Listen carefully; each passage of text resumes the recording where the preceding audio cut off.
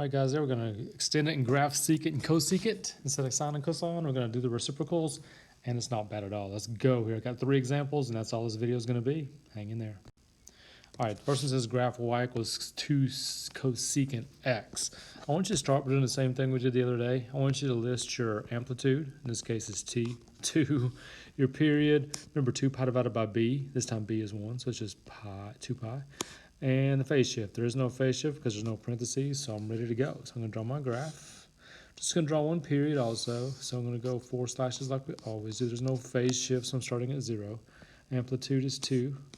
Negative 2. Now here's the big difference today in what you're used to doing. When we graph cosecant, because it's reciprocal of sine, I want you to graph sine first. Sine would do this. Sine would go here, here, here. We go down, up, down, up. We would do that right there, just like we did last week. Now when you graph cosecant, cosecant's reciprocal, which is really this. It's really 1 over sine x. And remember, you can never have 0 on the bottom. So anywhere sine is 0, you can't have the graph, which means on graphing language, that means there's going to be an asymptote there. So everywhere this graph touches the x-axis, I missed that one. That's called a 0, which makes the function 0. So those are asymptotes.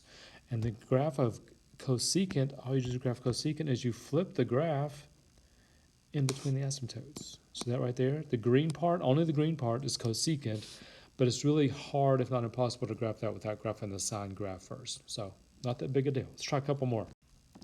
This one says graph secant of x over 2. So think about it being cosine first, since cosine is the reciprocal. So my amplitude is 1.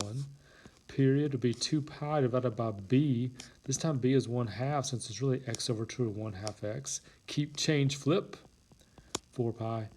Phase shift is 0 again, so we're good to go there. Starting at 0, so I'm going to draw my graph. All right, starting at 0, I'm going 1, 2, 3, 4, like we always do. The period this time is 4 pi.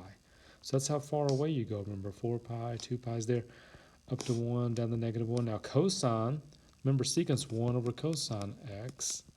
So cosine starts at 1 and goes down, up. So we'd actually do this. That's the cosine graph. Now the same thing holds true with secant as we did with cosecant. Anywhere the graph touches 0, there's going to be an asymptote. So there's going to be an asymptote here, and there's going to be an asymptote there. And your answer, your actual secant graph, is you flip the graph in between the asymptotes. You flip that part, you flip that part, and you flip that part. Now the red that you see, that's the answer. That's the secant.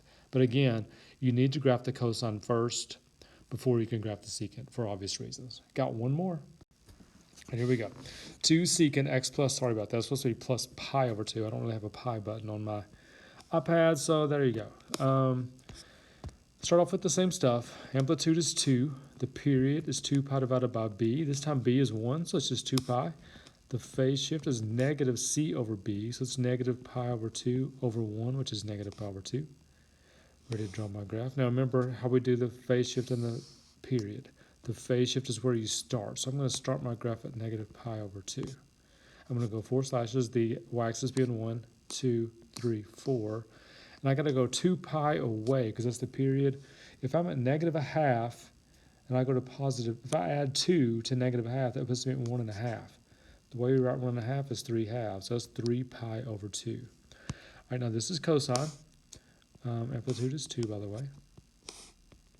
Cosine starts at 1, or just in case 2, goes down, up. So the cosine would do this. It's got a little phase shift there.